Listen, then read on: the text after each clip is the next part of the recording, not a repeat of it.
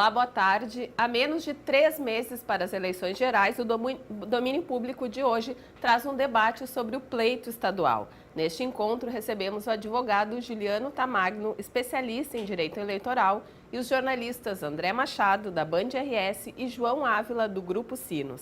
Boa tarde, sejam bem-vindos à TV Câmara. Boa tarde. Boa tarde, obrigado. Bom, começar perguntando para vocês, né, qual é o cenário, rapidamente, né, para essas eleições estaduais.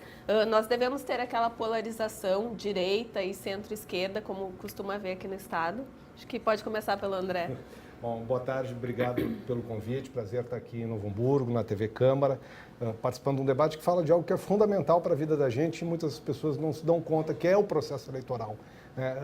Essa semana ainda falando sobre questão de voto, a OAB está por lançar em seguida uma campanha sobre o voto, e ela diz o seguinte: você planeja o seu jantar, planeja suas férias e não planeja o seu voto. Então que o programa auxilie as pessoas a pensarem um pouco sobre isso. Sobre a questão da polarização, a gente tem vivido um momento muito polarizado, com os candidatos à presidência da República, que são carros-chefes aí nesse processo, pelo menos aqueles que mais se destacam, né? Hoje, se tirar o Lula do cenário, que muito possivelmente isso ocorra, a gente tem dois candidatos que têm uma tendência de polarização, Bolsonaro e Ciro buscando votos ali com a Marina e o Alckmin. Depois isso se repete aqui de uma forma no governo do Estado. Mesmo que eu encare que os candidatos que nós temos aqui têm um perfil mais conciliador. O Jairo Jorge, o Eduardo Leite, o próprio governador Sartori não é um homem radical. Então, talvez tenhamos assim nomes mais para esgaçar a corda, o Heinz de um lado, o Rosseto e o Robaina de outro. Mas eu não sei até que ponto eles vão ser protagonistas, de fato, nesse processo eleitoral. Tá certo, Juliano. Eu só queria endossar e ratificar essa ideia que o André trouxe para nós da divulgação maior e da participação maior da sociedade no que diz respeito ao voto, né, e da importância que isso tem. Eu acho que essa eleição, assim como as outras já começaram a ser marcadas, essa sim vai ser uma das eleições marcadas basicamente pelo uso da internet, né? E o uso da internet, a gente sempre fala bastante do uso nefasto da internet, dos problemas da internet, fake news da internet. A gente conhece bem os problemas da internet, mas essa eu vejo uma grande vantagem de acesso à população no que diz respeito a conteúdo de direito eleitoral e também de efetivamente conhecer propostas de candidatos. Então eu acho que isso é um grande aliado que a gente vai contar nessas eleições, né? E no que diz respeito a pleito e a embates, eu acho que, ainda considerando, a gente não pode desconsiderar a pré-candidatura do ex-presidente Lula, né? Enfim, a gente sabe que juridicamente é algo bem difícil de ser contornado, mas, né, o acesso à justiça é livre, ele pode se candidatar, se você entender que não é o caso. Muda completamente o cenário do jogo, porque a gente tem um jogo com ele e tem um jogo sem ele, né? Então, as regras mudam completamente. As regras não, mas os protagonistas mudam completamente. Inclusive no Estado, né? Inclusive exatamente. Isso influencia na eleição estadual, a presença ou não do Lula na eleição à presidência?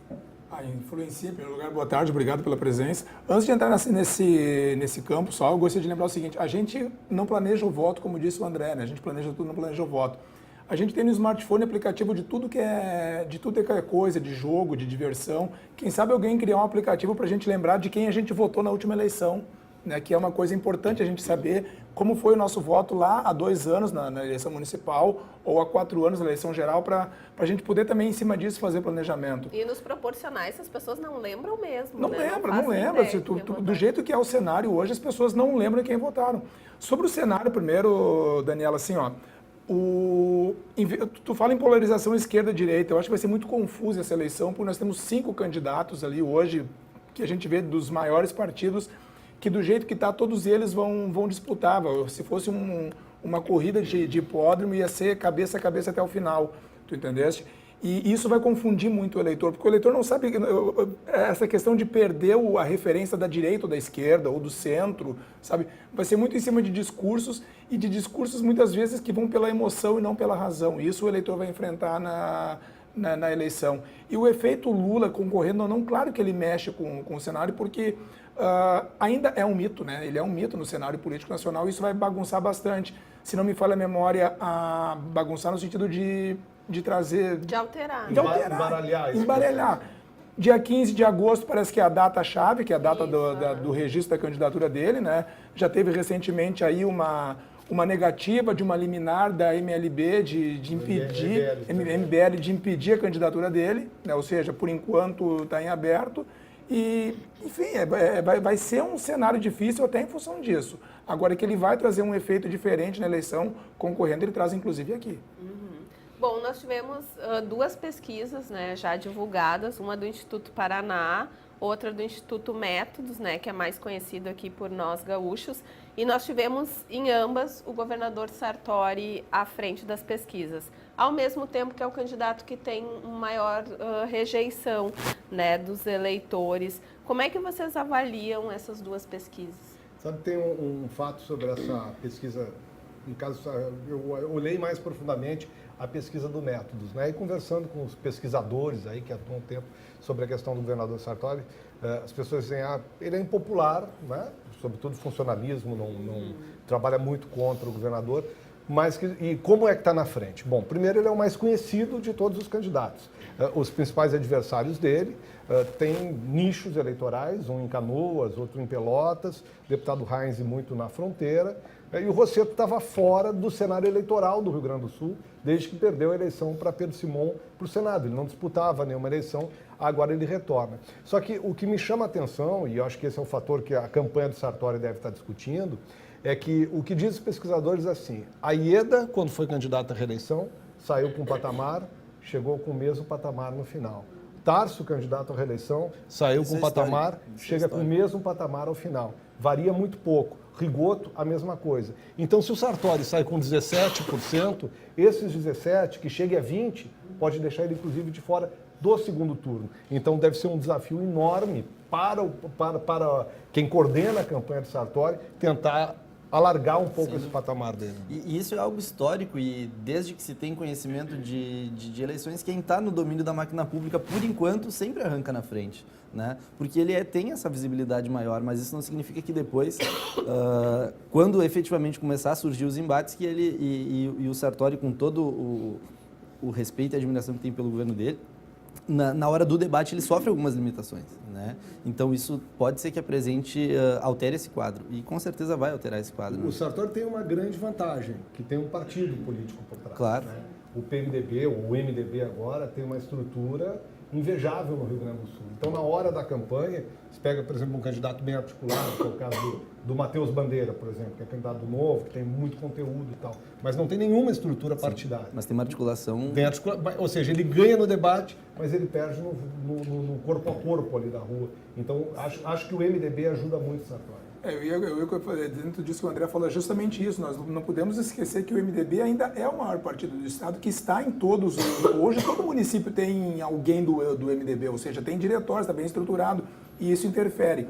O fato de numa pesquisa ele está figurando em primeiro, ele é o nome que está hoje no governo, então é um nome que tu lembra logo, né? E a rejeição é pela própria situação do governo que se instalou. O Rio Grande do Sul hoje, e aí o André pode falar, porque como está mais próximo do poder, falar mais, o Rio Grande do Sul ele vive uma situação difícil hoje.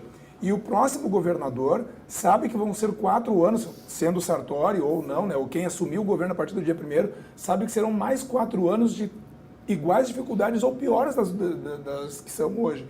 Então, a rejeição tem muito em função disso. Projetos impopulares, rejeição junto aos servidores, privatização de estatais, que são as propostas, inclusive algumas que não vingaram, né? Isso tudo interfere na rejeição do candidato. Nós temos, o André falou, né, um cenário parecido com o de 2006, né, quando o Rigoto sequer foi para o segundo turno. Vocês acham que pode acontecer isso, né, vir um candidato como a Ieda e no caso, tem candidatos como Eduardo Leite, por exemplo, que são candidatos que estão apontando bem nas pesquisas, que podem correr por fora, como acontece aqui no Estado? Eu acho que tem uma eleição assim, de muitas dúvidas, muitas perguntas, muitos questionamentos. Eu não sei, por exemplo, Eduardo Leite é prefeito de uma cidade importante, porém do sul do Estado, que tem uma influência grande na região, mas pouco chega a Passo Fundo, por exemplo. Né? Até onde o PSDB vai conseguir levá-lo? Ele é um cara jovem, bem articulado. O Jairo Jorge foi prefeito aqui na região metropolitana, o quanto isso propaga, por exemplo, para Porto Alegre. Porto Alegre é um cenário muito importante para levar alguém ao segundo turno. O Sartori, o quanto o PMDB o ajuda. E eu tenho enorme dúvida a respeito do desempenho eleitoral do Partido dos Trabalhadores, que tem estado no segundo turno, nas eleições que nós tivemos segundo turno aqui no estado, mas eu não sei qual vai ser o desempenho em relação ao Rosseto depois desse processo eleitoral, com o Lula preso ou com o Lula candidato, que é uma outra situação, para mim é também uma dúvida. Então, assim, não apostaria no Sartori fora do segundo turno, mas essa é uma possibilidade. Acho que nós temos uma eleição muito em aberto aqui no estado. O Sartori já foi esse que correu por fora e se elegeu, né? Que vinha numa pesquisa não tão crescente assim e acabou entrando no segundo turno sem esperar. A eleição era entre a Amélia e o Tarso. Entre a Amélia e o Tarso. E o Sartori ele já foi esse azarão, né? Digamos assim. O Rigoto aconteceu a mesma coisa. Também. O Rigoto, quando se elegeu governador do estado, ele não figurava na preferência do eleitor. Uma são de 2%. Isso, uma também. eleição em que o Tarso e o Brito brigaram. Lembra da campanha que eram os carrinhos, né? Era o Tarso e o Brito brigando aqui, daqui a pouco e o carrinho do Rigoto circulando. Eu lembro, são as coisas que marcam. Agora, uma coisa que a gente tem que lembrar também, que de uma forma geral, o eleitor do Rio Grande do Sul, ele gosta de mudar. Ele gosta de mudar o voto dele, ele é muito, ou seja, não gostou, certo? Então é isso que tem que ver qual vai ser, talvez a gente chegue à conclusão mais à frente, que se vai que o Sartori vá para o segundo turno e ganhe a eleição, que o eleitor gostou dele, entendeu? Porque assim, é isso, o eleitor do Rio Grande do Sul gosta muito de mudar o voto, nós não somos muito fiéis ao voto, a bem da verdade é essa. Justamente por isso que a gente não tem um governador com 2 mandatos, né?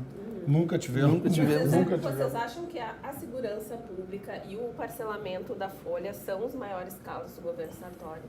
Eu acho que a segurança pública, o governo conseguiu dar uma resposta dentro do período do governo. Foi muito pior na arrancada do governo. Hoje em dia, pelo menos aqui na região metropolitana, eu moro em Porto Alegre, tem uma presença maior da Brigada Militar, sobretudo, que é quem dá visibilidade.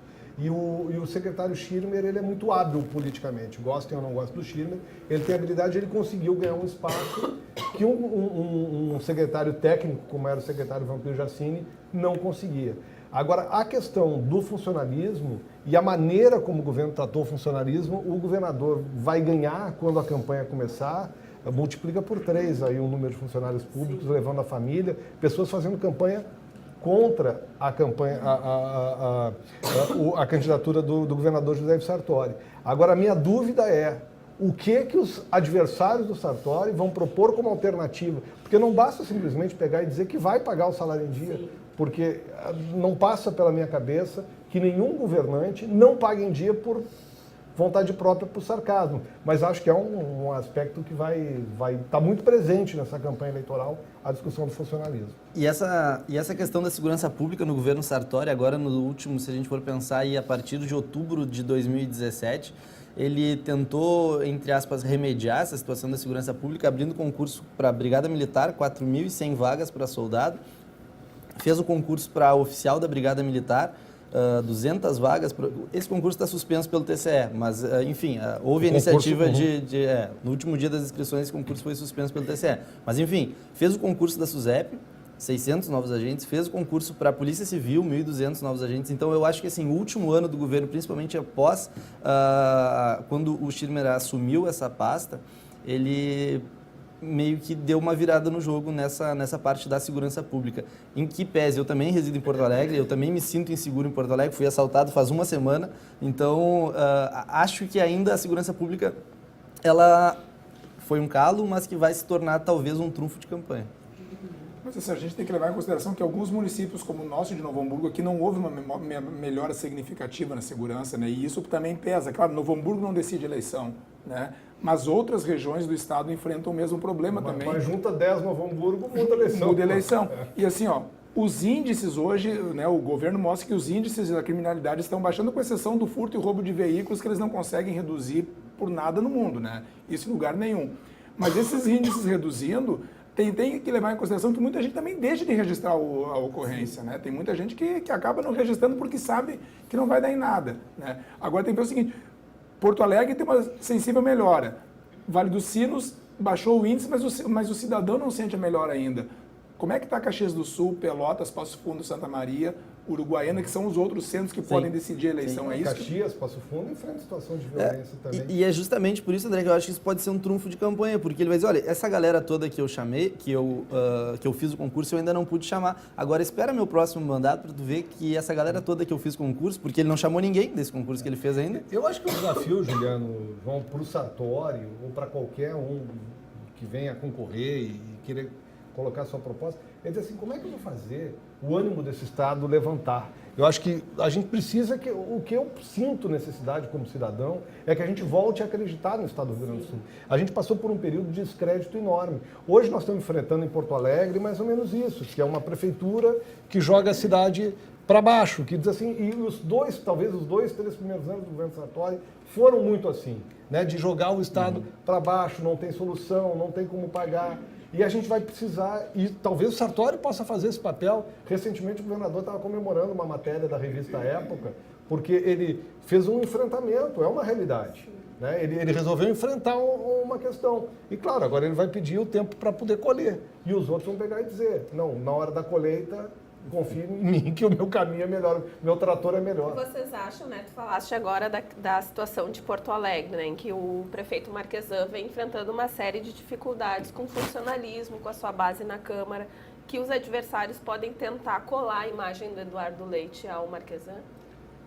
Acho que podem, tem tentado. Aliás, o Eduardo Leite tem sido alvo nesse momento de situações da Prefeitura de Pelotas, né? Essa relação toda que houve lá, tem um caso que envolve exames Papa Nicolau das mulheres, que ocorreu recentemente lá, mas se tenta colar na gestão do Eduardo Leite. E eu acho que é questão de dias para aparecer alguma coisa em Canoas que vão ser colados também na gestão do Jairo Jorge. E eu acho que aí é que vem o nosso processo como formador de opinião, eleitor, quem está um pouco mais dentro, tentar fazer com que as pessoas consigam analisar isso sem conteúdo eleitoral. Né? Mas sim, Porto Alegre já está tentando colar o Marquesan no Eduardo Leite, tanto que coloca assim, o Nil Marquesan. O Marquesan de Pelotas. Já ouvi coisas assim. Mas isso, assim, a eleição, a gente que acompanha debate sabe que vai ser mais em cima do que o outro não pode do que em cima do que eu posso, né? Vai ser em cima disso. Então o Sartori vai ser colado num governo federal, que é do mesmo partido, que tem a popularidade mais baixa da história recente, né?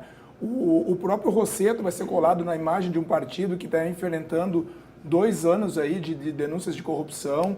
O Heinz vai ter os problemas dele com as declarações dele racistas e, enfim, e tudo isso vai surgir na campanha de uma forma ou outra. Então, isso que a gente tem que cuidar, o eleitor vai ter que cuidar muito. Eu estou preocupado com o que o fulano tem para me oferecer ou com o que o fulano tem para falar do outro que pode desconstruir, tu entendesse? Mas parece que isso foi meio preponderante, né? Por exemplo, na eleição passada, o Sartori não trouxe grandes...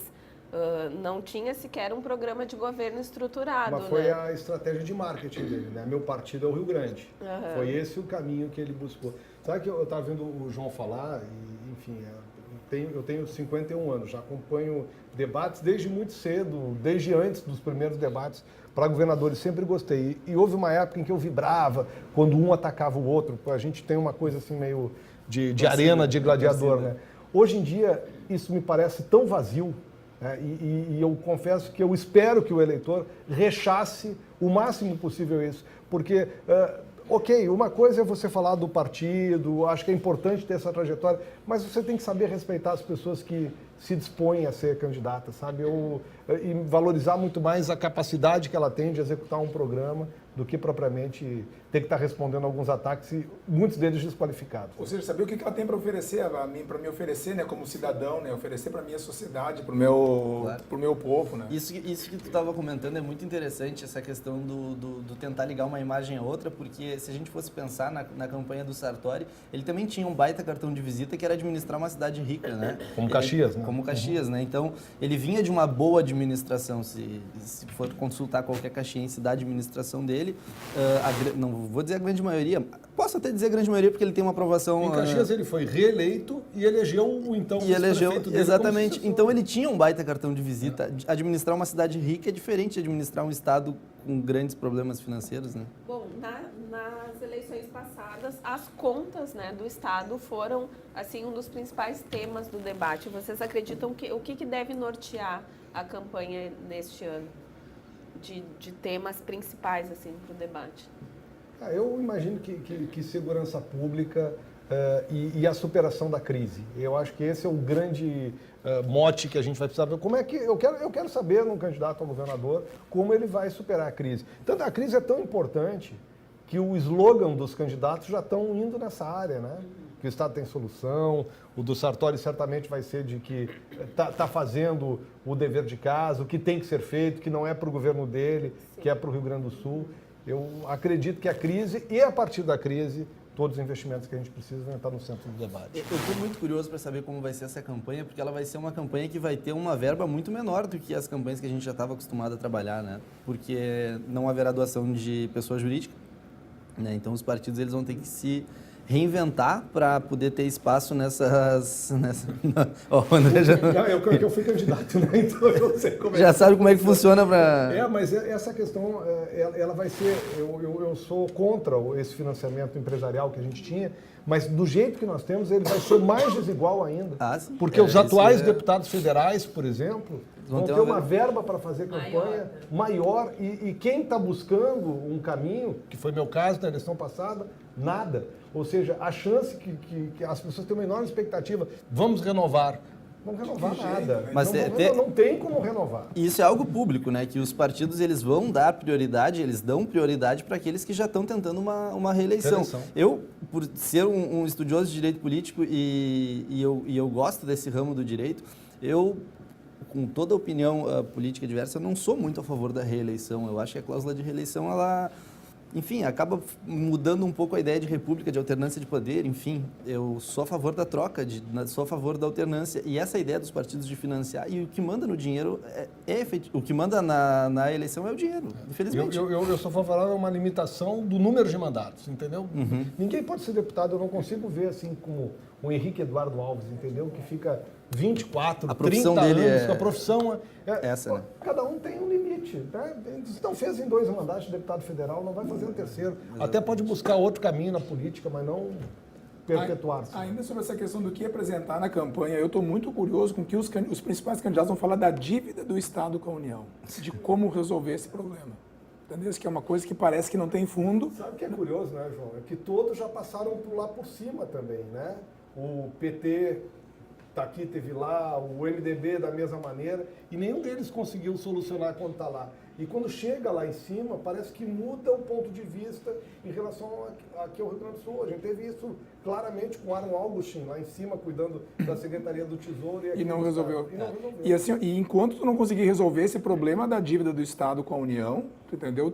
Vai ser muito difícil, mesmo com todo o projeto de recuperação de economia, de tu trazer uma nova esperança para o cidadão, vai ser muito difícil, porque é um buraco sem fundo, não acaba nunca.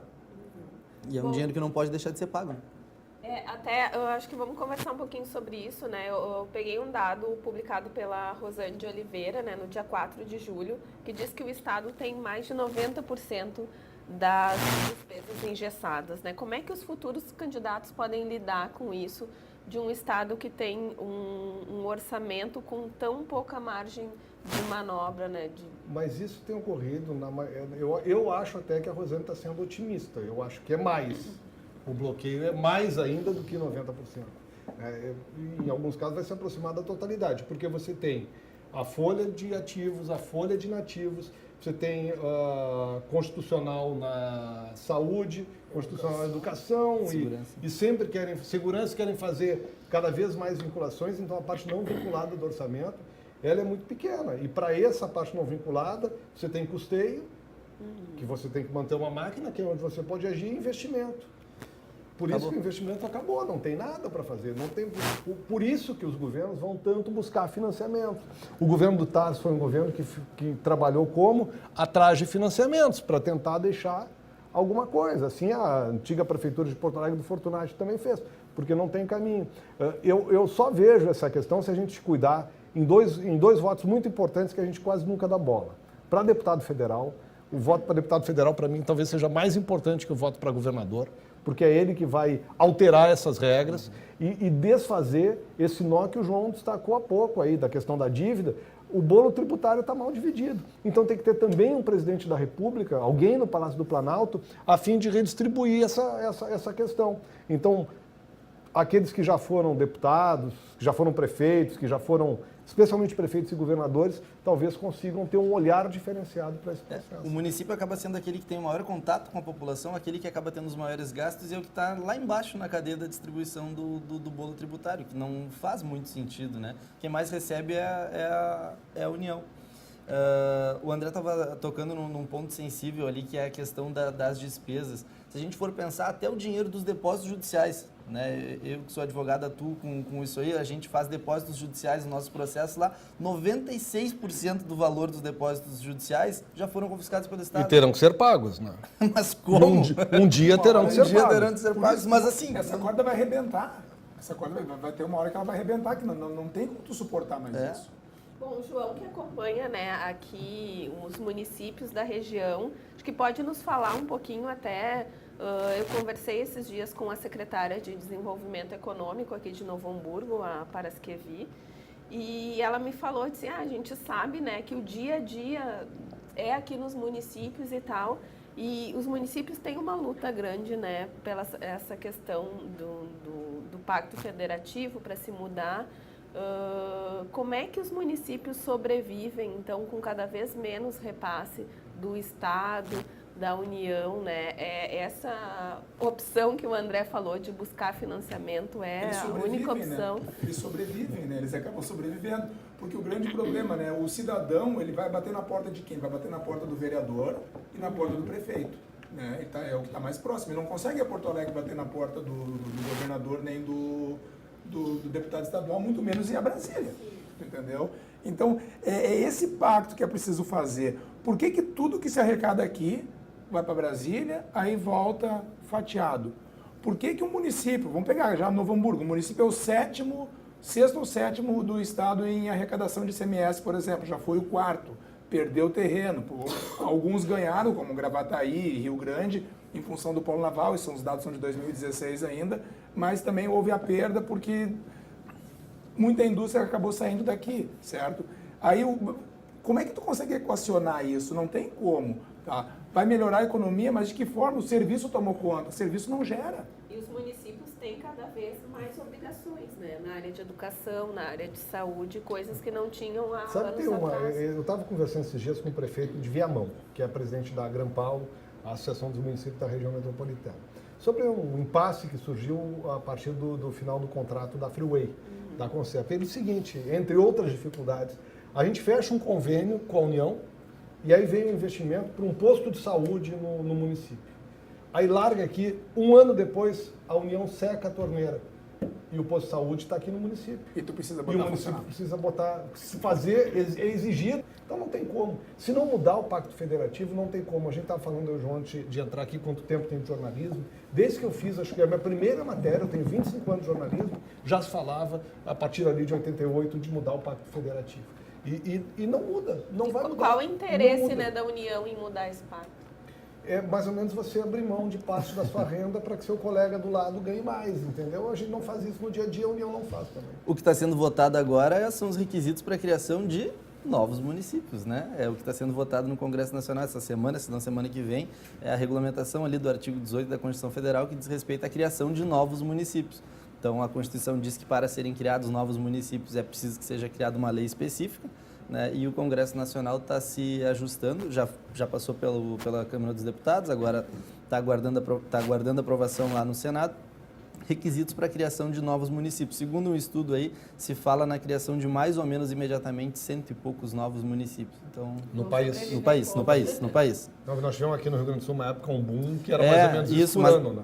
Foi exatamente por isso que veio a emenda constitucional lá em 96 e disse, não, agora para criar novos municípios tem que ter alguns requisitos específicos, até aí tudo bem, uma população mínima, um número mínimo de eleitores, mas enfim, né? Qual a necessidade de criar novos municípios se os que tem aqui não são sequer autossustentáveis? E esses novos vão receber de quem? Vão receber do mesmo bolo, né? Que vão tirar dos outros que já estão, porque vai cada vez diminuir mais o recurso de Como quem, diria né? minha avó, despia um santo para vestir o outro. Bom, então a gente continua no próximo bloco essa discussão, né? Nós vamos a um breve intervalo e retornamos no próximo bloco. Fique conosco.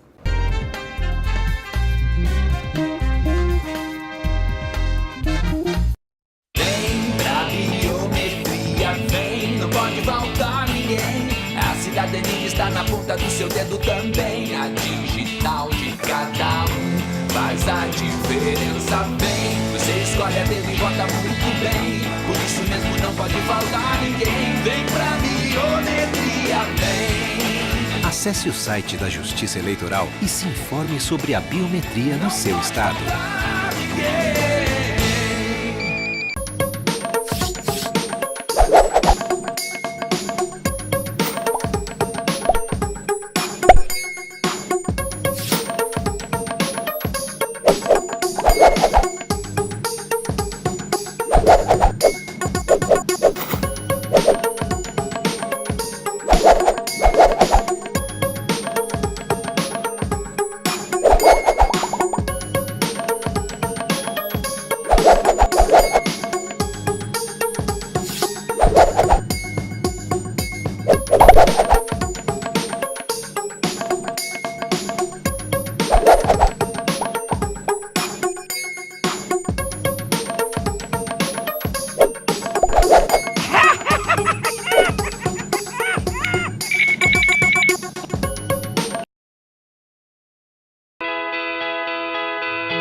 No Brasil, cerca de 20% das mulheres agredidas fisicamente pelo marido ou companheiro permanecem em silêncio.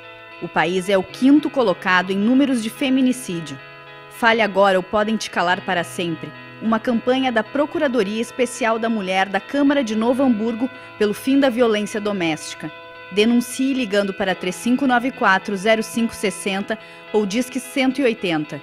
Apoio Movimento Eles por Elas de Solidariedade da ONU Mulheres pela Igualdade de Gênero. Realização Câmara Municipal de Novo Hamburgo.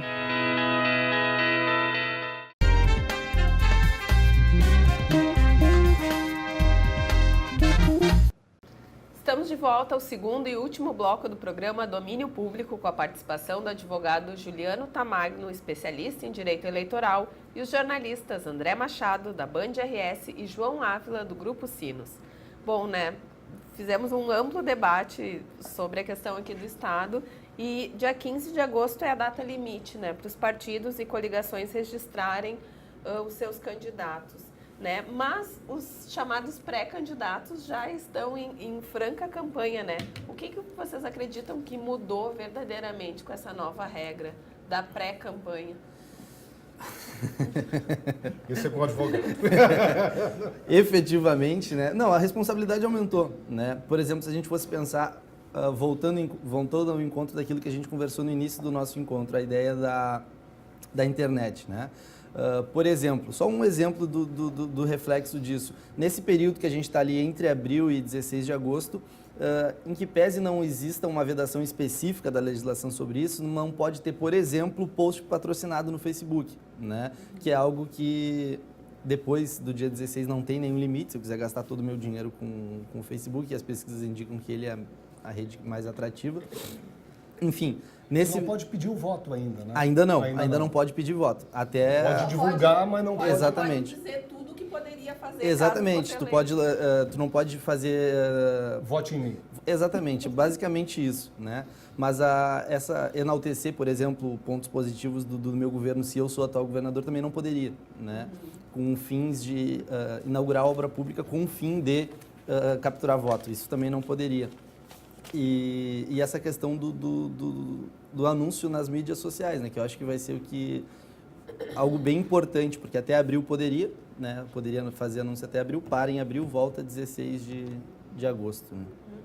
Bom, falando nessa questão, né, da máquina pública, o governo do estado, né, divulgou uma portaria e também parou de abastecer diversas das suas redes sociais, inclusive da Casa de Cultura Mário Quintana, de órgãos da administração indireta. Como é que fica para nós, né, jornalistas, assim, essa questão da não publicação das informações pelo governo do Estado. Nós vamos ter que pegar o telefone e ligar para saber o que está acontecendo. O modo antigo. Mas Como isso- fazia no passado. A gente lembra que na eleição passada já aconteceu isso no município, que os municípios pararam de abastecer também os seus meios de informação. Eu acho um certo exagero, na verdade, João, porque a informação pública, né? Olha, a programação da Casa de Cultura Mário Quintana, saber que o governo assinou ou não determinado acordo, tudo isso é informação pública. O que, obviamente, tem que ser vedado é qualquer tipo de promoção eleitoral. Mas é que tá, é difícil hoje na assessoria de imprensa de um órgão público, por exemplo, tu fazer o material sem dizer que o governador fulano de tal, o prefeito fulano de tal, não, a prefeitura assinou, o governo assinou, a Câmara assinou. Se fizesse dessa forma, talvez não precisaria ter tanto cuidado assim e a informação iria continuar chegando. Princípio da impessoalidade, né? A gente teve essa semana no TRE, eu estive lá num seminário que teve justamente sobre isso, falando, um dos viés era fake news e outro viés era exatamente isso, como fazer esse tipo de divulgação sem favorecimento pessoal. Mas a questão, assim, até as próprias assessorias, porque elas também estão muito contaminadas pela questão política, né, e partidária, elas acabam forçando a barra, né? Não vou falar do governador porque não é dele, mas se pegamos a presidência da República, onde o Temer sequer é candidato à reeleição, né? Mas há uma pressão para colocar Temer e não Planalto, não presidência da República, isso é natural do nosso meio jornalístico, o que está errado, né? Porque a gente tem o governo do Estado é muito mais importante que o governador, a prefeitura de Novo Hamburgo é muito mais importante que a prefeita, né?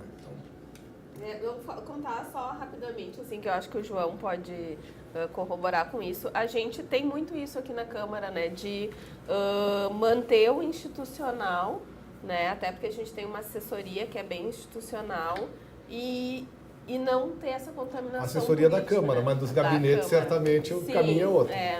Da Câmara, dos gabinetes é diferente. Mas aí a gente tenta manter dessa forma, né? E até uma orientação da Associação das TVs Legislativas é a gente seguir, né? Se tudo que acontece na casa é notícia, a não ser que tenha uma tendência partidária. Essa avaliação ela é subjetiva, né? Não tem como negar. Qualquer análise de qualquer fato ela é subjetiva, né? Então quem dá a informação e quem recebe a informação pode não ter a mesma conotação, né? E em relação às fake news, né? Tu falaste que teve lá no TRE. Tem alguma orientação do TRE? Eles já estão visando algum tipo de punição aos candidatos? Então, isso é bem complicado, é uma matéria bem controvertida por enquanto, né? Porque existem, se a gente for pensar, sites especializados nisso. Porque é que nem o João estava conversando antes, é muito mais importante eu expor um podre do André do que uma vantagem minha, porque a notícia ruim ela vende mais e se ela for falsa eu posso inventar o que eu quiser, né? Então, o Mark Zuckerberg foi lá na Suprema Corte Americana dizer que 1% daquilo que está no Facebook é fake news, mas ele não tem como mensurar isso, é algo que é imensurável, não tem como saber, né? E o TRE, ele fez esse seminário justamente para destacar isso, teve a participação lá do desembargador Miguel e tal, explicando que ele não vai fazer vista grossas para isso, né? Que quem for identificado com esse tipo de conduta vai ser penalizado e tem algumas punições, começam mais brandas, mas elas podem ser bem severas no que diz respeito à publicação e à divulgação de fake news. Essa ideia de simplesmente compartilhar sem nenhum tipo de responsabilidade, eu brigo muito com isso no meu grupo do WhatsApp da família. Tá, mas de onde é que tu tirou isso aqui, sabe? É importante que a gente se conscientize que não é porque a gente recebeu na internet ou do WhatsApp ou do Facebook que aquilo ali é verdade. Um bom antídoto é pegar a chancela da Band, do NH, de qualquer veículo de comunicação que você confie. É pegar e saber que houve um tratamento jornalístico daquele processo. Não é à toa que grandes grupos de comunicação do país, se não me engano são 24, a Band está dentro desse processo, aqui o Correio do Povo, a RBS também, estão checando, já é uma ação chamada Comprova, que a partir agora de agosto vai estar fazendo o seguinte: saiu uma matéria na campanha eleitoral, um candidato disse alguma coisa, ok, o pessoal não comprova, vai lá e vai fazer uma matéria para dizer se é correto, se não é correto, se aquilo é verdadeiro ou não. E tu buscando a informação dos grupos confiáveis, digamos assim, se tiver alguma coisa errada, tem alguém que vai ser responsabilizado, né? Diferente daquilo que está circulando na rede, que tu não sabe a origem de onde é que surgiu. Só para dizer o que pode acontecer na política que aconteceu no futebol. Dias atrás eu recebi uma mensagem, alguém compartilhou no Facebook, era uma foto do lateral direito da seleção brasileira, do Corinthians, Fagner. O Fagner, que é uma foto dele quase chorando, e um texto dele revelando por que o Brasil perdeu para a Bélgica na Copa do Mundo, que tinha sido uma reunião pela manhã com os titulares, onde cada um ganhou 700 mil reais para perder o jogo para a Bélgica. Aquelas coisas assim que algum maluco qualquer inventa isso. Teve tempo de fazer isso. Teve tempo, publica e todo mundo começa a publicar como sendo verdade aquilo ali. É o texto da Marieta Severo, é o texto do Arnaldo Jabor sobre Do o Chico Coitado do Jabor, né? Ele é o cara São falsos e viram verdade. E isso acontece na política, tu entendeu? Então você tem que saber de onde é que surgiu essa informação que o governador, ou que o candidato a deputado, ou que o presidente da república, sabe? Por que eu vou compartilhar isso toda hora sem saber a origem disso? Né? Se acontece com o futebol, que em tese não muda a nossa vida, né? O Brasil ganhar ou perder a Copa do Mundo não muda em nada a minha vida, pelo menos, certo? Tu imagina se acontecendo isso com a presidência da república, né? Uma mentira que vira verdade, sabendo que aquilo ali sim vai mexer na minha vida por pelo menos 4 anos. Exatamente, esse é o ponto importante. Esse é o problema das fake news, porque elas vão tensionar o pensamento da pessoa. E aí tu fica com o pensamento tensionado naquele sentido de algo que não é verdade. E uma fake news, ela não é necessariamente uma notícia criada, ela pode ser uma notícia adaptada da verdade. E muitas fake news são aquilo que as pessoas gostariam que acontecesse. Exatamente. Não, e muitas pessoas também compartilham. E acalenta, né? E aí compartilham rapidamente porque gostaria que fosse aquilo. Exatamente. E aí acaba tendo que uma fake news ela não é compartilhada uma vez só, como disse o João, ela é compartilhada milhares de vezes e ela forma um senso comum daquilo ali, que acontece milhares de vezes que não é verdade, que forma uma maioria, que ganha uma eleição. E ela é uma fênix, que depois ela volta, tempo depois ela ressurge. Depois ela volta. Uma coisa incrível. Vocês acham que a campanha eleitoral gratuita por meio do rádio e TV ainda é preponderante ou as redes sociais terão um papel maior nas eleições desse ano? O jeito das pessoas olharem, sobretudo a campanha de TV sempre foi muito forte, né? O olhar de TV mudou demais. Eu não acho que aquele horário eleitoral gratuito que a gente estava acostumado, de pegar e parar, olhar 15, 20 minutos, agora são 20 minutos, 10 e 10, né? 10 estadual, 10 federal, ele vai ser o mais importante. O mais importante vão ser as vinhetas ao longo das programações das emissoras de TV. E são essas vinhetas que vão ganhar também as redes sociais, porque elas vão virar dropzinhos de WhatsApp, de Facebook. É uma eleição interessante. Eu já achei o que o Juliano falou no começo, que é essa eleição, a eleição da internet e tal, eu achava que a eleição passada era a eleição da internet. E não foi. Não, né? ainda não. Talvez se concretize nessa eleição, mas também não sei se vai se concretizar. Eu acho que a TV, para nós ainda, e sobretudo para as populações mais pobres, ela ainda tem uma relevância muito forte. E eu acredito que é o que a televisão e o rádio produzirem, né, ou reproduzirem, e a rede social reproduzir na sequência, vai acabar tendo resultado por esse aspecto, pela confiabilidade ainda do que vem na televisão e no rádio. Porque o que vem na rede social a gente ainda não sabe se é aquilo ali mesmo ou não, entendeu? A gente ainda não sabe se aquilo ali é verdadeiro ou não. Então na verdade vai ser um efeito, vai ser uma cascata. Televisão, rádio, e a rede social vai trabalhar junto quando tiver esse link com as duas mídias que a gente está acostumado, né? E elas não precisam competir necessariamente, né? Porque quando veio a televisão ia acabar o rádio, não acabou o rádio se fortaleceu. Quando veio a internet ia acabar a televisão, não acabou a televisão, e elas não precisam competir, né? Hoje as próprias... Muda o jeito de consumir, mas as próprias redes sociais, elas dão ao nosso trabalho, eu trabalho num veículo tradicional, né? Numa televisão e numa emissora de rádio. As redes sociais, elas fazem com que o nosso trabalho siga vivo. Ou seja, o comentário que eu faço no telejornal onde eu participo, ele sai dali e começa a ter vida, ele se prolonga por 1, 2, 3 dias. Daqui a um ano ele vai ser revisto pelas redes sociais. Isso não ocorria anteriormente. Exatamente. Bom, e qual é para vocês, né? Acho que o Juliano pode começar falando sobre isso. Qual é a tendência do eleitorado? A gente deve ter ainda uma grande abstenção, como nas últimas eleições? Esse é o maior, conversando com o pessoal que é pré-candidato, né? Esse é o maior tendão de Aquiles deles, é as abstenções. Tendo em vista, basicamente, o enfraquecimento e a descrença que a gente tem hoje na política. Isso acaba refletindo num número extremamente alto de abstenção. Se a gente for pegar nas últimas eleições ali para deputado estadual e federal, salvo engano, foi em torno de 40%. Em Tocantins, agora que teve eleição... Foi maior, né? Mais de 50%. Mais de 50% das abstenções. E o que é isso? Isso é reflexo de uma população descrente. Isso é reflexo de uma população descrente. Segue um número muito alto. Eu acho que o que vai tensionar esse número para baixo ou para cima é agora a partir efetivamente do dia 16 de agosto, onde vão começar as campanhas, e eu acho que aí vai diminuir um pouco. Mas eu ainda acho que a descrença vai falar muito alto nessa... O que os candidatos estão buscando como estratégia é saber o seguinte: como é que eu faço para aquele que está lá nesses 50% que não quer votar? Eu não estou pensando em tirar o teu eleitor. Eu quero é pegar aquele para mim. Que tá indeciso. Como é que eu vou fazer? Porque não é nem que tá indeciso. Não é nem indeciso, é aquele que não acredita, né? Que não acredita, mas como é que eu vou dar uma esperança para ele, para que ele entre no jogo e aumente a minha chance de eleição? Esse é o grande desafio dos marketings das campanhas nesse momento. E nós não podemos esquecer que esse índice elevado, esse eleitor que se abstém, é o primeiro que vem criticar depois. Ah, sim. É o primeiro que vem reclamar, ou seja... O país está ruim, está mergulhado em crise. Eu perguntar, mas onde é que tu estava na última eleição, André? Eu estava em Miami. Eu nunca votei branco e eu nunca votei nulo. Eu sempre votei em alguém.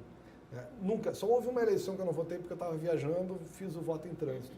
Então, isso quer dizer que eu sempre achei que tinha candidatos espetaculares? Obviamente não, né? Especialmente quando tem segundo turno, que nenhum dos que vai você acredita muito. Mas, bom, um deles vai ser. Eu tenho responsabilidade nesse processo. E se eu me omitisse, eu também estaria sendo mais responsável. Não, e se te arrependeu? Te arrependeu. Votou, mas votou, né? Isso é do processo democrático. É do processo democrático. Eu tenho 4 anos daqui a pouco para mudar de refazer ideia. Você negou também a decisão para outros. Não. Né? Como acontece.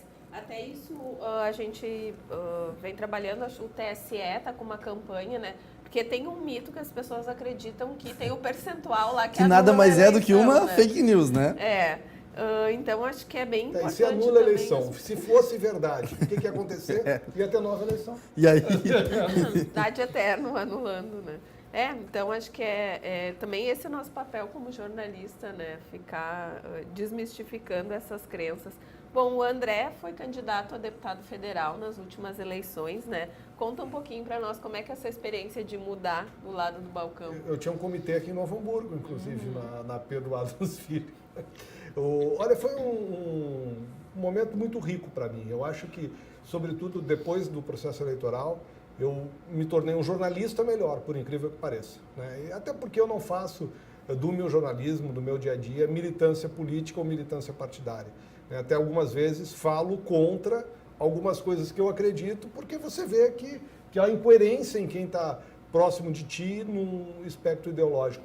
Mas eu acho que todo cidadão que gosta de política, que quer mudar a sociedade, tem um momento que ele deve pegar e pensar: eu tenho algo a oferecer e oferecer isso à sociedade. Eu ofereci meu nome, tive acertos e erros na campanha, não fui eleito, mas fiz quase 30 mil votos, 1.200 aqui em Novo Hamburgo, inclusive. Obrigado aos hamburguenses que confiaram em mim. Mas eu me sinto, para mim foi muito rico.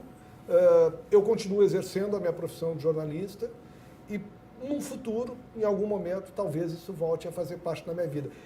Eu fui candidato por quê? Porque eu venho de uma família política, né? Meu pai foi deputado, eu me criei no meio das campanhas eleitorais. Eu gosto muito desse processo, eu gosto muito da democracia. Eu acho que esse é o principal fator que a gente tem a defender hoje em dia, defender esse direito que a gente tem de votar e de ser votado. Eu recomendo tu candidato. Isso eu vou perguntar para o João. Tem uma hora que tem que entrar. Tu cobre política há muito tempo, né? Tu já pensou em ser candidato alguma vez? Nunca. Não é o tipo de coisa que passa pela minha cabeça. Eu, né, não discordando, mas discordando do André, né? Eu acho que o papel que eu desempenho hoje, de alguma forma, ele contribui também. Tu entendesse? A minha forma de contribuir é essa, né? Não tenho filiação, nunca tive filiação. Te digo mais uma, eu não voto em partido. Eu nunca vou, né? Eu como cidadão, eu também sou eleitor. Te atribui um partido, Sim, eu já fui de quase todos, né? Aqui eu já fui de quase todos. Mas isso assim, por exemplo, eu me filiei a um partido porque eu precisava me filiar para concorrer. Mas eu já votei em vários partidos. Não tem uma coisa assim, a pessoa tu te candidatou para um partido. Não. Eu precisei de um partido, na verdade. O processo exige isso. E eu, por exemplo, eu não concorri na eleição desse ano, fiz essa opção, porque eu também entendia isso, que eu estava ajudando mais a sociedade onde eu estou nesse momento do que com uma candidatura que me tirasse desse processo de comunicação. Bom, em relação às eleições proporcionais, né? Vocês acreditam em alguma renovação nas vagas na Assembleia e na Câmara? Para mim, vão ser as mesmas que a gente está acostumado. Sempre tem uma renovação, que é na casa ali de 30%, às vezes um pouquinho mais, um pouquinho menos. Tem candidatos que não vão concorrer à reeleição, tanto à Câmara Federal quanto na Assembleia Legislativa, mas eu não acredito naquela grande renovação que as pessoas imaginavam, justamente pelo que o Juliano falou, por essa desilusão das pessoas. Não, e a desilusão das pessoas, as pessoas não entram para votar diferente. Então quem ganha é quem tem pequenos currais eleitorais, que são os que já estão no poder. O André foi candidato a deputado federal na última eleição. Tu gastou quanto dinheiro naquela eleição? 300 mil reais. 300 mil reais para candidato. Nós temos Para fazer candidato 30 mil votos. que tem hoje 2 milhões e 300 mil reais de fundo de partidário. 2 milhões a mais do que ele gastou numa eleição. Como é que os outros candidatos vão enfrentar esse? Porque ele tem os 2 milhões e 300 porque ele é do partido, ele é deputado, ele tem a confiança da Executiva Nacional, ou seja, eles arrancam com 2 milhões, certo? E aí vai ser um pouco mais, um pouco menos dentro da fidelidade junto às votações. Então é praticamente impossível para quem está chegando agora concorrer com igualdade de quem já está lá, já tem a sua base, já tem os seus indicados nas prefeituras e nas câmaras, que a gente sabe que são indicados com essa finalidade, certo? Para buscar voto, para trabalhar depois, e ainda tem um caminhão de dinheiro para gastar. Não faz sentido, é a mesma coisa que botar, por exemplo, o melhor time de futebol do mundo, o Grêmio, a jogar contra o meu time dos meus amigos ali, né? Então não faz sentido. Qual é o melhor time de futebol do mundo? Discordo. Eu discordo. Viu? Chegamos numa mesa com 2-2. Mas pegar um grande time de futebol com recursos milionários, né? Ainda Grêmio, Inter, qualquer time europeu, jogar com um time pequeno. Os dois são time de futebol? São. Os dois são candidatos? São. Mas são realidades diferentes. A gente vai poder acreditar em renovação quando todos os candidatos tiverem as mesmas condições, primeiro, financeiras. Tu entendeu? Bom, o partido tal tem 50 candidatos, a verba do partido é 50 milhões e 1 milhão para cada um. Acabou. Então, cada um vai gastar 1 milhão. Tem gente concorrendo a deputado estadual por partido que tem o que o candidato a federal vai receber 2 milhões e 300, isso aqui na nossa região, e o estadual vai receber 30 mil do fundo. Eu ia te perguntar, aqui na região, tu vê, assim, vislumbra alguma mudança? Talvez mude de cadeira, tu entendeu? Talvez mude de alguém que está no estadual, vai conseguir uma vaga federal, mas assim, o grande problema é que o Vale dos Sinos, ele acaba importando muito o candidato de outras regiões. Vamos pegar o exemplo do Partido dos Trabalhadores, o PT. O PT de Novo Hamburgo, para deputado estadual, vai apoiar 3 candidatos diferentes, por causa das correntes internas. Tem uma corrente que vai apoiar o candidato que é ex-prefeito, tem uma corrente que vai apoiar o ex-candidato de Sapiranga, o ex-prefeito de Sapiranga, e tem uma outra corrente que vai apoiar o candidato de São Leopoldo, sabe? Por causa das disputas internas. Ou seja, dentro do mesmo PT tem 3 partidos, né? Então, não tem como dar certo isso, tu dividindo votos. E alguns partidos, eles acabam centralizando um pouco mais a energia naquele candidato ali, e aí é quando não tem a renovação. Mas assim, o Vale dos Sinos hoje tem 3 deputados estaduais, acho que não deve fugir disso, e federal tem 2 federais, talvez, eu acho que não foge disso, de 2, talvez 3, mas para chegar no terceiro vai ser muito difícil. Vocês concordam com o sistema que tem hoje de eleição proporcional ou queriam que tivesse havido uma mudança? Eu tenho um mundo ideal que está muito longe de ser atingido e para o qual eu acho que nós não estamos preparados nesse momento, porque os partidos são muito fracos. O meu mundo ideal é um sistema com partidos fortes, onde sai uma lista fechada de dentro dos partidos. Mas se isso fosse realizado hoje, aí sim que os caciques iam estar tomando conta. A lista ia ser mais manipulada ainda do que é. Então, eu prefiro ou esse sistema que reforça muitos partidos, ou a gente partir para um voto distrital mais adequado. A gente está falando aqui muito assim do voto da região, que aí você ia saber efetivamente quem tem compromisso com a região. O sistema que a gente tem, eu não gosto dele, especialmente porque para deputado federal, sobretudo, você tem aí o sistema feito para que quem é deputado se perpetue na cadeira. E cada vez mais. Né? E é o que a realidade mostra, né? E é o que a realidade mostra. Esse sistema, talvez mais perto do ideal, seria o sistema distrital. Talvez esse teu sistema de lista fechada fosse ideal. Não, eu acho ideal num outro mundo, entendeu? Não é para nós. Mas aqui, uma realidade de voto distrital já faria uma certa diferença. Eu posso estar equivocado, mas a região onde pega o Vale dos Sinos hoje, que o voto distrital não é por cidade, ele pega uma região determinada. eu posso estar equivocado, 5 vagas para deputado federal, parece que teria essa região que pegaria, acho que Porto Alegre também pegaria essa grande região aqui. Teria 5 vagas para deputado federal. Hoje a gente tem 2. Tem que ver como é que se faria essa divisão. Claro, tem que fazer uma divisão de uma, né, por que a fronteira vai ter tantas vagas, que tem muito menos eleitores, ou a região sul. Enfim, são coisas que precisam ser amadurecidas. Mas o que acontece hoje? Hoje o candidato chega aqui, a gente vota porque o Santinho, porque tem a foto bonita, porque o número é legal, a gente acaba votando isso e não vota naquele que talvez tivesse o compromisso com a tua região, o compromisso de ajudar a resolver os problemas da tua comunidade. Se for esse motivo do voto, tá tudo certo. Eu tenho medo daquele voto assistencialista, né? Aquele voto da ajuda, daquele voto que faz qualquer tipo de assistência social que não é essa a finalidade. Mas o eleitor quer muito isso, sabe? Eleitor... Essa foi uma realidade que eu encontrei na campanha eleitoral, que eram as pessoas que te pediam o voto em troca de alguma coisa. Mas por quê? Porque não tem emprego, porque não tem saúde, porque não tem educação, daí o cara quer uma vaga para o filho na escola que tu ajude. Um emprego para alguém em algum emprego para local. alguém, porque precisa, e é isso, ou seja, no momento... O muro da casa. Pedir para reformar o muro da casa, coisas muito pessoais, que não tem nada a ver com a função legislativa. Eu tenho um certo convívio dentro da Câmara, troca voto por uma bota, tem quem troca voto por um vaso sanitário. Bom, por time de futebol, então o fardamento nem se fala. O fardamento de time de futebol nem se fala, né? Tu ganha, enfim. Bom, pensando nessa questão, né, do voto distrital, nós trazendo um pouquinho aqui para a realidade do município, né? Tu não achas que seria o ideal para Novo Hamburgo ou seria complicado dividir a cidade nesses nichos, nesses distritos? Né? Que o voto distrital tem que levar uma série de variáveis em consideração, né? Tem que pegar a região, o número de habitantes, né? Porque o que acontece hoje? Por que Novo Hamburgo, com 170 mil eleitores mais ou menos, tu entendeu? Não tem um deputado federal, né? O Novo Hamburgo hoje não tem um deputado federal. Os deputados federais que se elegeram com votos daqui, um é de Sapiranga e o outro é de Campo Bom, né? O município não tem. E daqui a pouco, Santo Cristo, né? Acho que é Santo Cristo, tem um deputado federal. Qual é a população de Santo Cristo? 15 mil habitantes? Tu entendesse? Porque então tudo isso tem que... Como é que tu vai calcular isso? Como é que tu vai dividir isso? Né? Então... Quantas regiões vão ser o Rio Grande do Sul? Vão ser 10 regiões, 8 regiões, norte e sul? Primeiro tem que chegar a essa equação, para depois tu definir como é que tu vai fazer. Claro, com certeza. O voto distrital são quase eleições majoritárias no âmbito do distrito. Mudariam as regras bastante, né?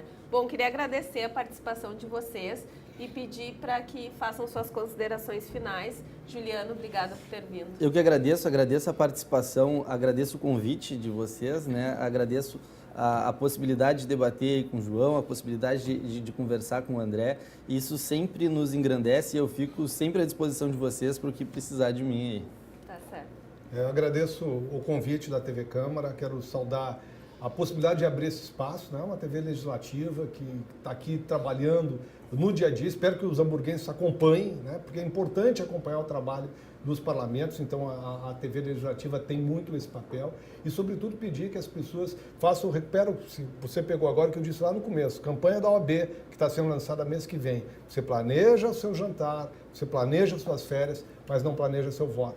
A gente planeja o voto e, sobretudo, vote. Já ficou muito claro aqui, o Juliano, o João puseram elementos. Se você não participar do processo, alguém vai fazer isso por você.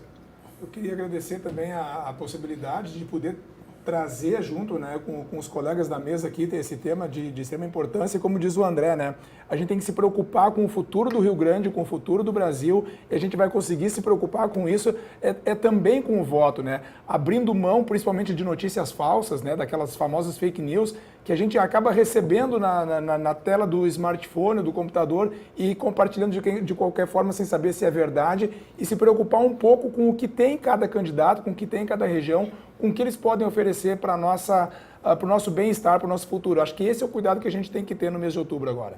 Tá certo, muito obrigada. O programa de hoje se encerra por aqui. Agradecemos a gentileza pela participação do advogado Juliano Tamagno, especialista em direito eleitoral, e dos jornalistas André Machado e João Ávila. O programa é reprisado às terças e quintas em nossa programação. Você pode também acompanhar pelo YouTube, no canal TV Câmara NH e no Facebook, no mesmo endereço. Até a próxima sexta com mais temas de interesse da nossa região.